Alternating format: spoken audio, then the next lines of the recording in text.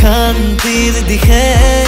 গণতন্ত্ৰ ৰক্ষা কৰিব গৌৰৱ গগৈয়ে অসমীয়াৰ স্বাভিমানৰ গৌৰৱ উদাহৰণ দিয়া নাই নিদিয়ে মিছা বচন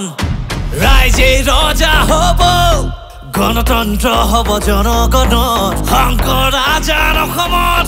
গৌৰৱ গগৈ হ'ব আতৰত